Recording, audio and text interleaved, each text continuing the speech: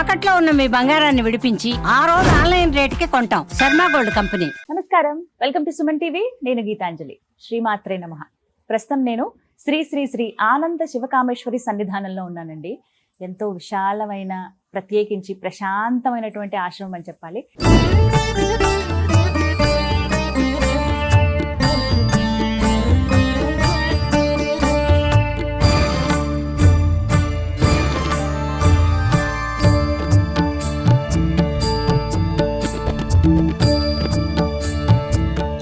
మనతో పాటు ఉన్నారు శ్రీ శ్రీ శివకామేశ్వరి ఆనందమయ్య అమ్మ. వారితో మాట్లాడదాం.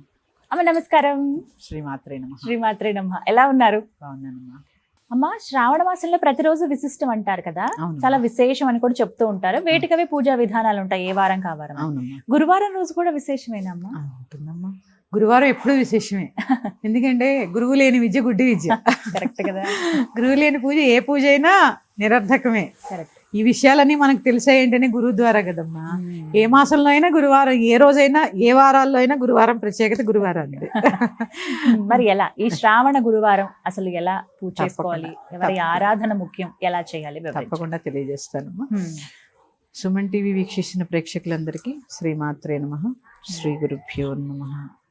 శ్రావణ గురువారం, బుధవారం చెప్పుకున్నాం. గురువారం ముందు చెప్పాను, అన్ని విద్యలకి అధిపతి దక్షిణామూర్తి. గురువు గరళాన్ని మింగినటువంటి కాలం శ్రావణ మాసం. మరి ఆయన అందుకే కాసి నీళ్లు పోసుకోండి అని చెప్పాం కదా సోమవారం నాడు. శివాయ గురవే నమః. ఏ మంత్రం లేదు, ఆ మంత్రం లేదు. ఏ మంత్రమైనా అన్ని మంత్రాలు ఆయన అధీనంలోనే ఉన్నాయి. అందుకే దీనికి ఉదాహరణ రుద్రం చదువుతాం మనం. నా రుద్ర రుద్రమార్చే, నువ్వు రుద్రుడి కింద మారే రుద్రాభిషేకం చెయ్యాలి. రుద్రుడి కింద మారడం అంటే ఏంటి? జటాజుటాలు ధరించడము, లేకపోతే అరవడమా? కాదు. ఎందుకంటే ఒక్కొక్క అవయవంలో న్యాసం, మహన్యాసపూర్వకం, లఘున్యాసపూర్వకం చేస్తూ ఉంటాం. ఒక్కొక్క అవయవంలో ఒక్కొక్క దేవతని న్యాసం అంటే ఏంటి? ప్యూరిటీ ఎన్వోక్ చేస్తూ ఉంటాం, ఎనర్జీని. కృష్ణే పినాకిని తిష్టతు అంటూ ఉంటాం. కృష్ణ భాగం అంటే వెనక భాగం, పినాకిని అంటే ఆయన బాణం. ధనుర్విద్యలన్నిటికీ కూడా ఆయనే అధిపతి. అందుకే మహాభారతం చదివితే మీకు ఒక అంశం ఉంటుంది. దాంట్లో అర్జునుడు తపస్సు చేసినప్పుడు కిరాతకుళ్ళ వచ్చి ఆయన్ని పరీక్షించిన తర్వాతే పాశుపతాస్త్రం అందిస్తారు. కరెక్ట్. అందుకని ధనుర్విద్యకంతా కూడా ఆయనే గురువు. ఏ విద్యకైనా కూడా ఆయనే గురువు. ఆయనే గురువు. అందుకని గురువారం ఏ మాసమైనా శ్రేష్టమే అమ్మా. ఈ మాసం ఆ మాసం అని లేదు. ఎందుకంటే గురు అనుగ్రహం ఉంటే లేనిదేది లేదు. గురు అనుగ్రహం ఉంటే జ్ఞానం ఉంటుంది, గురు అనుగ్రహం ఉంటే విద్య ఉంటుంది, గురు అనుగ్రహం ఉంటే సంపద ఉంటుంది, గురు అనుగ్రహం ఉంటే సంతానం ఉంటుంది. మనకి తొలి గురువు అమ్మ. ఫస్ట్. అవును కదా. అమ్మ ఉంటే మాత్రం చక్కగా ప్రతిరోజు పాదాలకు నమస్కరించి ఆశీర్వాదం తీసుకోండి. ఆవిడని మించిన గురువు ఎవరు? తర్వాత విద్య నేర్పే గురువు. తర్వాత అన్నిటికన్నా ముఖ్యమైన వారు మనకు ఆత్మ విద్యని ఎవరైతే బోధిస్తారో వారు అసలైన గురువులు. ఈ రోజుల్లో దొరకడం కష్టమే. ఈ రోజుల్లో ఆత్మ విద్యను బోధించే గురువులు దొరకడం కూడా చాలా కష్టం. ఎంతసేపు ఈ పూజ చేసుకోండి, ఆ పూజ చేసుకోండి అనే చెప్పగలరు తప్ప ఆత్మ విద్యని బోధించేవారు నిజమైన గురువులు. ఎందుకంటే మనిషి జన్మ ఎందుకు ఎత్తాం? ఎందుకంటే వివాహ సమయంలో కూడా ధర్మేచ, అర్థేచ, కామేచ మూడే చెప్పారుగా. మోక్షం ఎక్కడ చెప్పారు? మోక్షం ఎవరికి వారే ప్రయత్నం చేయాలి. ఈ ప్రయత్నానికి మనకి సహకారాన్ని అందించేవారు గురువు, గురుదేవులే. ఏ మాసమైనా ఈ పూజలన్నీ మోక్షానికే కదా. అంతే. బాహ్యంగా తరిస్తూ చివరికేంటి? మోక్షానికి.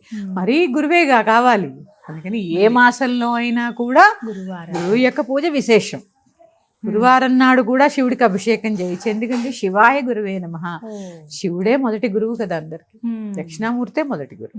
అందుకని అలా పరిమితం చేసేసుకోవాలి. సోమవారం అన్నట్లు గురువారం కూడా ప్రతిరోజు ఏ పూజ చేసినా ముందు గణపతి పూజ కన్నా ముందు పూజలు అందుకోవాల్సింది గురువు. ఎందుకంటే నీకు భగవంతుడిని పరిచయం చేసేది గురువే. భగవంతుడి కన్నా కూడా శ్రేష్టమైన వాడు గురువు. నాకు ఇప్పుడు భగవంతుడు ప్రత్యక్షమే, నీకు గురువు కావాలా, నేను కావాలా అంటే నాకు గురువే కావాలనుకుంటాను. ఎందుకంటే గురువు ఉంటే ఆయనే వస్తాడు. అంతేగా. మేము మంత్రం ఇస్తాడు, తపస్సు చేస్తాను, ఖచ్చితంగా వస్తావు. గురువే కావాలి. మిగిలిన గ్రహాల యొక్క అనుగ్రహం కావాలంటే ముందు కావాల్సిన గురుగ్రహ అనుగ్రహం. అందుకని ఆ గురువు యొక్క అనుగ్రహం ఈ శ్రావణ మాసంలో ఓ చిట్కా చెప్దాం పాపం సోదరీమణులకి. తప్పకుండా అమ్మా, ఎదురు చూస్తున్నాం. ఎందుకంటే బంగారం చాలా ఇష్టం కదా, గురు అనుగ్రహం ఉంటేనే సువర్ణం లభిస్తుంది. శనగలు నానబెట్టి ఒక మాలలాగా కట్టి 27 నక్షత్రాలకి 27 కట్టచ్చు, లేదా 108 గుచ్చి నవగ్రహాల్లో గురువుకి కనుక ఆ దండ వేస్తే చాలా మందికి బ్యాంకులో ఉంటుంది బంగారం, విడిపించుకోలేరు. ఆ మార్గం కనిపిస్తూ ఉంటుంది. బంగారం కొనుక్కోలేని స్తోమత లేని వారు ఇలా ఒక 5 వారాలు చేయడం వల్ల ఎంతో కొంత ఇంతైనా బంగారం కొనుక్కునేటటువంటి దారి కనిపిస్తూ ఉంటుంది. అమ్మా, ఈ శనగల్లో కూడా కాస్త వివరంగా చెప్పండి. చెప్పండి. కొమ్ము శనగల్లా ఉంటాయి, కాబోలి శనగలని పెద్ద ఉంటాయి, అసలు ఏవి శ్రేష్టమైనవి? కాబూలి శనగలు కాదమ్మా, చిన్న శనగలు ఉంటాయి కదా, కొమ్ము శనగలు. అవి పెద్దవి కాకుండా, తెల్లవి కాకుండా బ్రౌన్ కలర్ లో ఉంటాయి కదా, ఆ శనగలు ముందు రోజు నానబెట్టి 11ంటికి 1 గంటకి వెళ్ళేయడం కాదు, కొంచెం తొందరగా కనీసం 10-10:30 అంటే ఇంట్లో పనులు ముగించుకుని వెళ్ళాలి కాబట్టి వేసి చక్కగా 27 ప్రదక్షిణాలు చేసి ఆ గురువుకి ఆ శనగలు మాల వేసి పెడితే ఒక ఆవునేతితో దీపం పెట్టుకుని, ఎందుకంటే గురువు యొక్క అనుగ్రహం ఉంటే అమ్మా మన దగ్గర లేనిది ఏది ఉండదు, అన్ని అందిస్తారు గురువు. యాదేవి సర్వభూతేషు గురు రూపేణ సంస్థిత అని చండీ పాఠంలో చెప్తారు, మార్కండేయ పురాణంలో. అందుకని గురు అనుగ్రహం ఉంటే ఏది కావాలన్నా వస్తుందమ్మా, గురు ఆశీర్వాదం అలాంటిది. అందుకని ఎప్పుడు గురువులకి దగ్గరగా ఉండండి, గురు అనుగ్రహం ఉంటే అన్ని ఉన్నట్టే. ప్రారంభిద్దాం అనుకున్న వాళ్ళు ఈ శ్రావణ మాసం నుంచి గురువు ఆరాధన ప్రారంభించు శుభంగా. శ్రావణ మాసం శుభం, ఎందుకంటే చెప్పాను కదా, శ్రావణ మాసం అంటేనే శ్రవణం అంటే వినడం. ముందే చెప్పాను నేను, ఎక్కువగా చాతుర్మాస దీక్షల్లో గురువులు చక్కగా అవైలబుల్ గా ఉంటారు. కరెక్ట్. అందుకని ఖచ్చితంగా శ్రావణ మాసంలో ఎక్కువ చేసుకుని 4 మాసాలు కూడా గురువుకి ప్రత్యేకమే. చూడండి, పీఠాధిపతులు కానీ ఇటు మన చతురామ్నాయ పీఠాలు కూడా, స్వాములు కూడా, విశేఖరానంద భారతి స్వామి వారి దగ్గర నుంచి ఎవరు కూడా బయటికి రాదు 4 నెలలు, వారి పీఠాల్లోనే ఉండిపోతారు. అందుకని వారి దగ్గరికి వెళ్ళండి, చక్కగా అనుగ్రహ భాషణం వినండి. చక్కగా ప్రవచనాలు ఉంటాయి. భాషణం అంటేనే ఏంటి, అనుగ్రహం, అనుగ్రహ భాషణం దాని పేరు. వింటే చాలు. గురుగ్రహం, ఇప్పుడు గురుగ్రహం ఉంటే ఏది, ఎందుకంటే మీరు గురువు గురించి చెప్తేనే నాకు చాలా ఆనందం. నాకు ఆ గురువు అంటే చాలా ఇష్టం. ఎందుకంటే అమ్మా ఎన్నో ఒక్కొక్కసారి తెలియని అంశాలు ఒక గురు ప్రార్థనతో అవగతం అవుతూ ఉంటాయి. ఆ గురువుతో కనెక్టివిటీ ఉంటే మనం వాటికి డైరెక్ట్ గా సమాధానం అక్కర్లేదు. కొన్ని భౌతికంగా వారు లేకపోవచ్చు, ఎందుకంటే గురువులకి ఎప్పుడూ కూడా వాళ్ళు దేహాన్ని వదిలి ఉంటారంతే, కానీ ఎప్పుడూ కూడా జ్యోతి స్వరూపులై ఉంటారు. జ్ఞానం అనేది ఏంటి చెప్పండి, జ్ఞానం అనేది ప్రవాహం, ఒకరి ద్వారా ఒకరికి. మరి జ్ఞానానికి లేకపోవడం అంటూ ఉండదు, అదే గురువు యొక్క గొప్పతనం.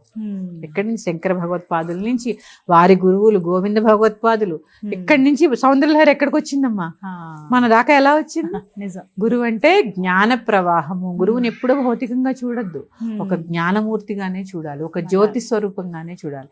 అప్పుడే ఎక్కువ రోజులు కనెక్ట్ అయి ఉండగలం. ఇలా కనెక్ట్ అయ్యామనుకోండి, ఇవిడేదో కాస్త బాగుంది, కాస్త చూడగానే ఇలా ఉంది, అలా ఎప్పుడు కనెక్ట్ అవ్వద్దు. భౌతికంగా ఎప్పుడూ కనెక్ట్ అవ్వద్దు గురువుకి. గురువు అంటే జ్యోతి స్వరూపం. ఆ జ్యోతి స్వరూపాన్ని సర్వవేళ సర్వావస్థల యందు కూడా పూజించారు. అందుకని ఈ యొక్క చిన్న చిట్కా పాటించండి అమ్మా. శనగలు నానబెట్టడము, ఒక దండ గుచ్చడము, గురువు గారికి వేయడము, నమస్కారం చేసుకుని చక్కగా రండి. ఎంతమంది గురువులు ఉన్నారమ్మా, దత్తాత్రేయుల దగ్గర నుంచి శంకరులు ఇవన్నీ వదిలిపెట్టేసి ఎటో ప్రయాణం చేస్తూ ఉంటాం మనం చాలా మంది. ఎందుకంటే మన హిందూ ధర్మమే సనాతన గురు పరంపర. ఎందుకంటే 4 దిక్కుల 4 చతురామ్నాయ పీఠాలు మనల్ని కాపాడుతూ ఉంటాయి. అందరూ అనుకుంటారు బోర్డర్లలో సైనికులతో పాటు వాళ్ళు కాపాడబట్టే ఏ శత్రుముఖ అంతగా రావట్లే. నిజం. అవన్నీ బయటికి కనిపిస్తాయి. వీరి యొక్క తపస్సు ఫలమే కదమ్మా మనకి రక్ష. అందుకని గురు పరంపరలోనే ఉన్నాం మనం. గురు పరంపర ప్రత్యక్షంగా ఉండాల్సిన అవసరం లేదు, ఇది కూడా ఒక ఆశీర్వాదం. అంతే కదమ్మా. ఇప్పుడు దేవుడికి పూజ చేసాం, ఫలితం కనిపిస్తుందా? మన హృదయంలో ఉంటుంది, హృదయంలో ఉంటుంది. ఒక యజ్ఞం చేసామనుకో, ఆ ఫలితం నీ లోపలికి వచ్చేస్తుంది, నీకు అవసరమైనప్పుడు రక్షలాగా ఉంటుంది. ఇది గురువు యొక్క ఆశీర్వాద బలం. ఆశీర్వాదం. మరి యొక్క అంశంతో మీ ముందుకు వస్తాను. శ్రీమాత్రే నమః. స్వస్తి. శ్రీమాత్రే.